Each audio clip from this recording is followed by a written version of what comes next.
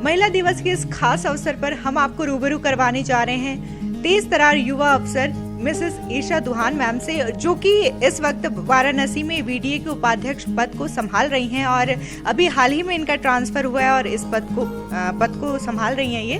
तो आपको इनके बारे में हम बताना चाहेंगे कि इनको लेडी सिंघम के नाम से लोग जानते हैं और कितना टफ होता है, इतनी हिम्मत, एक आइडल कौन है इनका वो जानेंगे कि किस तरीके से ये समाज में खुद को मैनेज करती हैं और साथ ही साथ परिवार को मैनेज करती हैं। तो मैम, सबसे पहले आपका लाइव वीएनएस में स्वागत है। थैंक यू सो मच, बहुत बहुत धन्यवाद। तो मैम, हमने आपके विषय में एक बात सुनी थी कि जब आप शुरू में आई थी तो आपने भू माफिया जो थे, खनन माफिया, तो उनसे टक्कर लेने के लिए आप अकेले ही निकल पड़ी थी। एक महिला होने के नाते अकेले जाना और फिर बिना किसी पुलिस फोर्स की मदद के आप उनसे अकेले डील करने चली गई। तो इतनी हिम्मत और इतना साहस कैसे आता है आप में? देखिए, जब सही काम करने निकलते हैं तो अपने आप ही एक शक्ति आ जाती है और मुझे लगता है वही शक्ति हमें ड्राइव करती है और हमारा उद्देश्य हमारे सामने क्लियर होता है। तो उस समय मेरा उद्देश्य था कि उनको हमें पकड़ना है, अवैध खनन नहीं होने देना है। तो बाकी चीज़ें जो है वो सेकेंडरी हो जाती हैं। तो उतना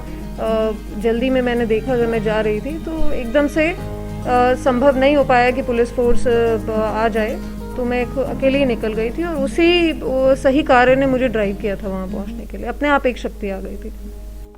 आपका आइडल कौन है? क्या बचपन से आप आईएएस ऑफिसर बनना चाहती थी या फिर कुछ और करना चाहती थी? मेरे आइडल मेरे फादर हैं। He is in paramilitary forces, तो उनको देख के हमेशा मैं मोटिवेट हुई और तकरीबन लगभग 8th क्लास से मैंने ठान लिया था कि मैं आईएएस में आऊँ। तो कितना टफ होता है, क्योंकि आप एक महिला हैं और अभी भी कहीं ना कहीं समाज में ये है कि लड़के लड़कियों में फर्क किया जाता है। तो आपको कभी ऐसा अनुभव हुआ कि नहीं, अभी भी वही जो पुरानी धारणा है, पुरानी सोच है, वो चली आ रही है समाज में? देखिए, समाज बदल रहा है और इसमें समाज के सभी लोगों को अपनी सोच बदलने की आवश्यकता रहती है और मैं देख रही हूँ पीछे कुछ समय से बहुत बदलाव आया है। पहले जो आप बता रहे हैं कि भेदभाव लड़का और लड़की में होता था, आज की डेट में अगर हम देखें तो उतना नहीं है। बच्चियों को भी एजुकेशन दी जाती है, उनको भी मोटिवेट किया जाता है और यूपी तो ऐसा प्रदेश है जहाँ पे रानी लक्ष्मीबाई हुई, झांसी की रानी, तो उस समय से अगर वहीं से ही हम चलें तो मुझे लगता है बहुत बदलाव आया है और आगे भी इसी तरह से बदलाव आता रहेगा। तो बेटियाँ बहुत अच्छा करेंगी। आप एक बेटी हैं, साथ ही एक वाइफ हैं, बहू हैं और अभी आईएएस ऑफिसर हैं। तो किस तरीके से इतना सारा जो पद है, इतनी सारी भूमिकाएं, किस तरीके से आप मैनेज करती हैं? क्या घर वालों से या फिर कहीं से किसी को शिकायत करने का मौका आप देती हैं? उम्मीद करते हैं कि आप ना ही दें। देखिए, महिलाएं ना नेचुरल मल्टीटास्कर्स होती हैं। सो आई थिंक ये हमें पहले से ही ये पावर मिली हुई है कि हम बहुत सारी चीज़ों को इकट्ठे मैनेज कर सकते हैं, चाहे वो घर है चाहे ऑफिस है। और हम पूरा, and we are perfectionist also. On top of that हम लोग चाहते हैं कि सभी चीज़ बिल्कुल परफेक्शन से हो।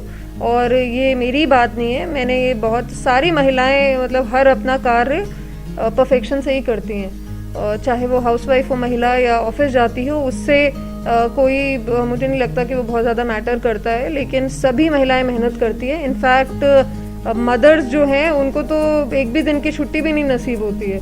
सो आई थिंक ये नेचुरल हमें कैपेबिलिटीज़ मिली हुई हैं और ये मेरी बात नहीं है, सभी महिलाओं की बात है और इसलिए मैं सभी को अप्रिशिएट करती हूँ बहुत ज़्यादा। अभी हाल ही में आपका ट्रांसफर वाराणसी के लिए हुआ है, वीडियो उपाध्यक्ष हैं आप, तो किस तरीके की चुनौतियां हैं आपको वाराणसी में और किस तरह जो विकास कार्य हो रहे हैं वाराणसी में, तो कितनी तेजी है और क्या उम्मीद करते हैं हम?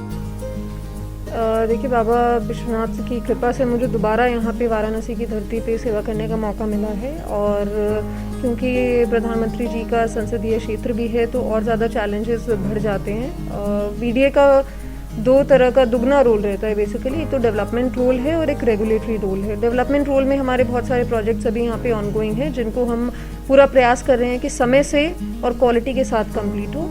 इसके अलावा अगर हम बात करें रेगुलेटरी रोल की, जिसमें हमें ये देखना रहता है कि प्राधिकरण क्षेत्र में जो भी कंस्ट्रक्शंस हो रही हैं वो अकॉर्डिंग टू द गाइडलाइंस हों, जो मैप्स हैं वो प्रॉपर्ली पास होकर ही कंस्ट्रक्शन हो, कोई भी इलीगल एक्टिविटी नहीं हो, कोई अवैध निर्माण नहीं हो। तो उसमें भी हमारी टीम्स, हमारे जेईज, हमारे जोनल ऑफिसर्स निरंतर दिन रात लगे रहते हैं और हमारा पूरा प्रयास यही रहता है कि हम अपने दोनों रोल्स को बखूबी निभाएं। अच्छा, महिला दिवस के मौके पर आप समाज को और खासकर महिलाओं को क्या संदेश देना चाहेंगी? मैं महिलाओं को यही संदेश देना चाहूँगी कि अपने अंदर की जो कैपेबिलिटीज़ हैं उनको अंदर ही नहीं दबाए रखना है। एक तो पेरेंट्स को मैं सजेस्ट करना चाहूँगी कि कृपया आप अपनी बच्चियों को पढ़ाएं, वो एजुकेशन दें और जो वो करना चाहती है, जो उसके मन में है, चाहे वो किसी भी फील्ड में जाना चाहिए, उसको आप मोटिवेट करिए, उसको फैसिलिटेट करिए वो करने के लिए, क्योंकि महिलाओं का इंडिपेंडेंट होना बहुत ज़रूरी है और फाइनेंशियली इंडिपेंडेंट होना और भी ज़्यादा ज़रूरी है। तो जब महिलाएं फाइनेंशियली इंडिपेंडेंट हो जाती हैं, एक अलग कॉन्फिडेंस उसमें आ जाता है और वो अपने डिसीजंस खुद ले सकती हैं। फिर वो कोई भी उनको प्रेशराइज नहीं कर सकता है और कोई भी दबा नहीं सकता है। तो सभी लोग अपने पे बिलीव करें, सेल्फ कॉन्फिडेंस रखें और इवन इफ़ आपका डिसीजन ये है कि आप वर्क नहीं करना चाहती हैं, आप हाउसवाइफ का होम मेकर का काम करना चाहती हैं, तो मैं उसके लिए भी मोटिवेट करना चाहूँगी कि होम मेकर का काम भी एक बहुत बड़ा और बहुत ही वृहद कार्य है और उसको भी अपनी पूरी शक्ति से उसे भी अप्रिशिएट करना चाहिए। समाज को ये अंडरस्टैंड करना चाहिए, समझना चाहिए समाज को कि महिलाएं जो करना चाहती हैं उसे करने के लिए इनकरेज करें, चाहे वो घर का काम करना चाहे, चाहे वो बाहर का काम करना चाहे, सिलाई कढ़ाई करना चाहे, रेडियो FM में काम करना चाहे, एस्ट्रोनॉट बनना चाहे, कुछ भी हो। So we should motivate all the ladies out there. हमसे बात करने के लिए बहुत बहुत धन्यवाद। Thank you so much.